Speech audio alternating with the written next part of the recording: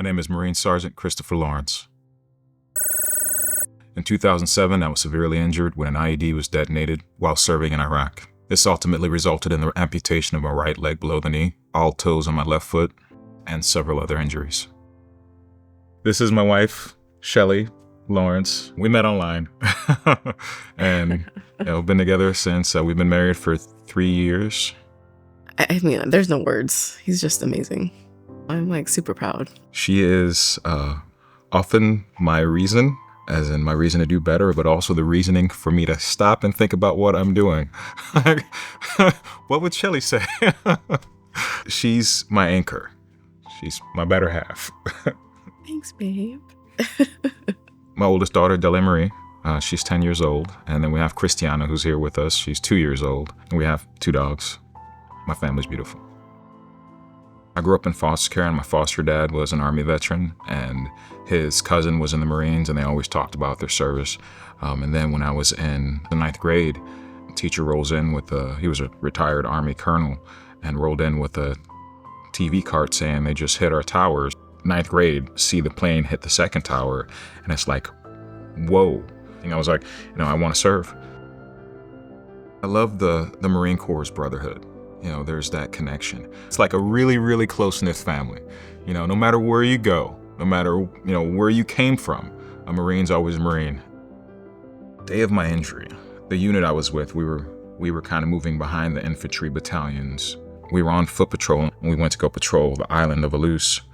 And, word was that they were hiding weapons caches at low tide and all that stuff. And, I got some vague memories of there being, firefights and all that stuff. So we went to go patrol that island, and it was honestly like one of the most beautiful days in Iraq. It was like the temperature was probably 85 degrees. It was clear, and it was my first time patrolling that island because we just got there. And it was so nice. Like the villagers were friendly and everything. I was like, man, this is like one day I'm gonna come back here on vacation. So we were going back, and 2 by 2 we go across the bridge and talk with my team leader. And half my team's already across, and he's walking. He's like, oh yeah, today's my daughter's birthday. I was like, oh wow, it's Mia's birthday? And he was like, we're walking a little close. Next thing I know, I woke up in the hospital. Came to in the hospital, I had it. Both of my feet were mangled, and my arm was in an external fixator. The only thing that wasn't damaged was my right arm. For about 6 months straight, I was in a hospital bed. After a few months, they were like, we could fuse everything. And if we fuse everything, you will never be able to run. And if you walk, it'll be with a walker. What's the point in having 2 legs if, they don't work? So I actually told them to take them both. There were guys with no legs doing backflips down the hallway, and I've got 2 legs and I can't walk, so what's the point? But thankfully there was a good doctor. He was a trauma surgeon in Fallujah, and he was like, hey, why don't we just start off with 1? Let's go with 1 at a time, and we'll see how that is.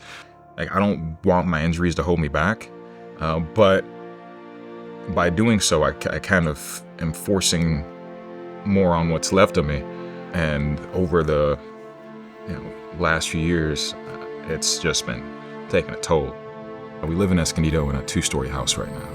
It's a pretty large house. So yeah, it's not conducive at all to his injuries or him being able to relax and kind of get around. It's really just not fun.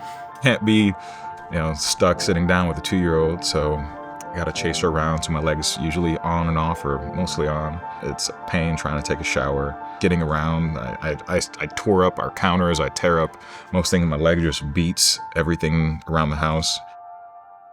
One of my friends who received a home from Homes for Our Troops, Doc Randall Leoncio, he reached out to me. He was like, hey man, you should look into this. And I was like, I'm not getting better. I gotta kind of accept the reality here. And so that's when I reached out to Homes for Our Troops. There's lots of different nonprofits out there, but they seemed really just for the veteran. And everybody that we've encountered has just been amazing. And you could tell that they really appreciate their mission.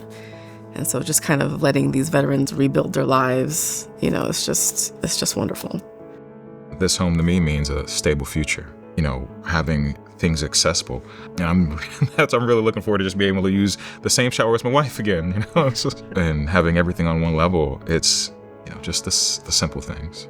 If I have a bad day, if I can't wear my leg, I can still be a functioning member of my family. I could still, make lunch. I could still, put my daughter to sleep. Being able to do the things that a dad should be able to do. It would allow for Chris to finally be able to slow down and kind of be able to rest at home and be comfortable at home. Just a sense of peace. Homes for Our Troops is genuine. They just really want to help veterans and their families. Homes for Our Troops is freedom. Everything that the donors and supporters provide, it's actually helping. You know, it's really building the futures and helping veterans become whole and, you know, really being part of their families and being part of the community. Thanks is not enough. Thanks is just too simple a word to say, you know, what this is actually doing and what they're doing for us.